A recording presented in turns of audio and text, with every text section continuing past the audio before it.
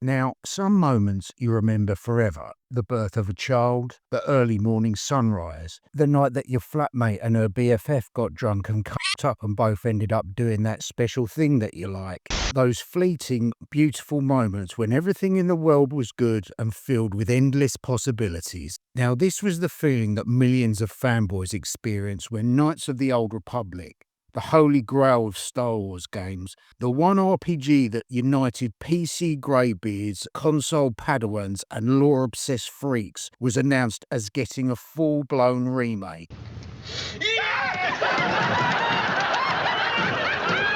Not a texture bump, not a nostalgia grifting remaster, a ground-up PlayStation 5 exclusive Unreal Engine 5 resurrection. Better graphics, real-time combat, dialogue that didn't sound like it was recorded on a potato, and Revan rendered in glorious high definition. It was the dream. Cue the Force theme. Cue the dopamine flood. Cue the grown men crying with unrivaled delight on YouTube like someone had just told them that Sydney Sweeney and Sabrina Carpenter were oil wrestling behind the bins at the local Wetherspoons. What about that then?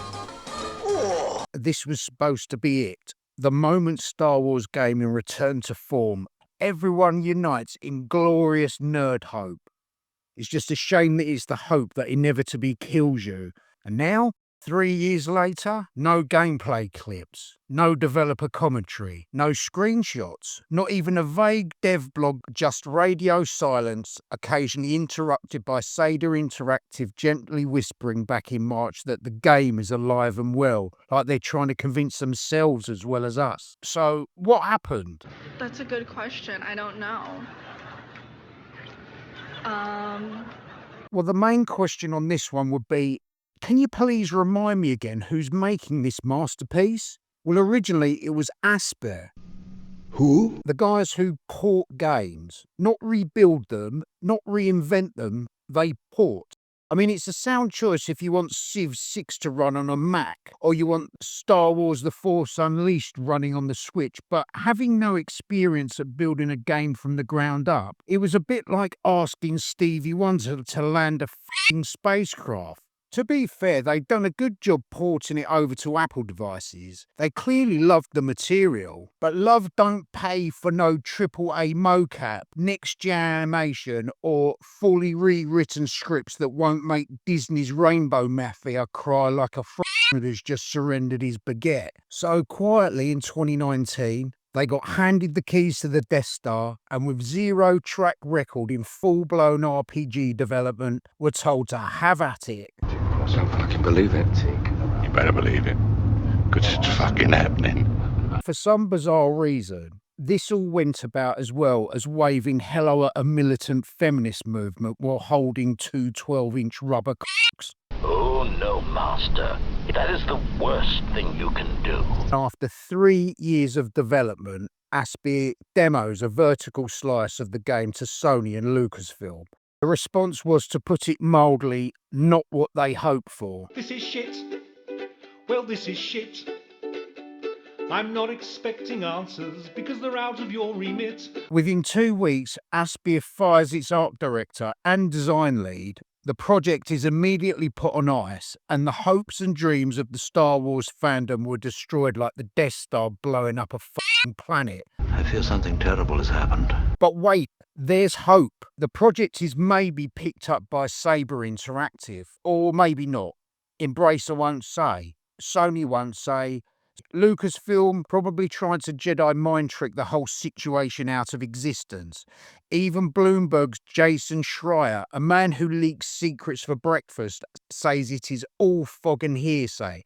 I mean, it's understandable, really. Embracer didn't confirm it directly because they were trying to protect investor confidence, avoid PR fallout as this blatantly makes them look like a bunch of and keep fan expectations in carbonate, because let's face facts, there's nothing more vicious and rabid as the fan base of a highly loved childhood sci-fi phenomenon.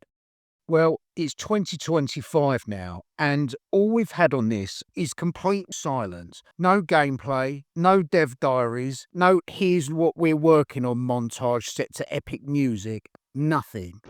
Hooray for the sounds of fucking silence. What do we have to show for it? We've had a cinematic teaser, we've had a logo, we've had one line of voiceover. At this point, we're not even dealing with vaporware. That would imply something existed and then disappeared. This, as far as I can see it, is just fantasyware. It's the gaming industry's version of Bigfoot. Blurry, elusive, and enough to make the conspiracy accounts on X have an absolute psychotic meltdown. It's currently just emptiness, a massive black hole of expectations. Fans are out there playing the original game on jacket potatoes with 4K texture mods, while corporations are ghosting us like a bad Tinder date. All the while, Embracer Group are liquidating anything that costs more than an IKEA desk. Studios shut down, projects shelved, layoffs left and right. This is the way. And still, we wait like a Sith Lord meditating in a cave. But instead of growing stronger, I'm just getting older. So, is the KOTOR remake actually happening? Possibly, technically, allegedly, but actually, it seems like it died the moment the teaser dropped. But here's the twist. Maybe that's okay. Even if the remake somehow resurrected itself from its shallow grave, you really think Disney's going to let it shit without watering it down like cheap hotel whiskey? This is modern Disney Star Wars we're talking about. The franchise currently being milked dry by executives who think pronouns and inclusivity are more important than story and character development. Women, know your limits. Every ounce of nuance, grit, and actual moral tension from the original would be scrubbed clean by a focus group in Burbank. Revan probably gets turned into an emotionally vulnerable life coach who only force chokes with consent. Bastila, she'll be reimagined as a high-ranking HR officer whose loyalty quest involves filing workplace mediation forms. HK-47 now is a transsexual robot who's planning on getting his nuts and bolts removed. Let's be honest, do we really want that? Hoo, hoo, hoo, no, no. And don't worry, the day one patch will fix all the bugs. Okay, no, it won't. Disney doesn't tell stories anymore. They just use entertainment as a tool to push unwanted cultural messages onto people who are too young to know any better. So maybe it's a damn blessing that this remake is buried under 40 tons of Embracer debt and broken promises. But it's not all doom, folks, because I have a very, very simple solution. The original Knights of the Old Republic still exists. It still holds up, it still kicks ass. Okay, so it's a bit janky now, and it doesn't look great by today's graphical standards, but it's brutal, occasionally funny, and gives you probably the best story in the entire Star Wars lore. Install the mods, jack up the resolution, fix the UI, and enjoy it. Christ, you can buy it on Steam most weeks for under a $5. It just needs you, a mouse and keyboard, and 40 hours of free time to get sucked back into one of the best RPGs ever made. Play it, enjoy it, and cherish it. Because the remake may never ever arrive, and if it does, the truth is, it probably won't be what you wish for.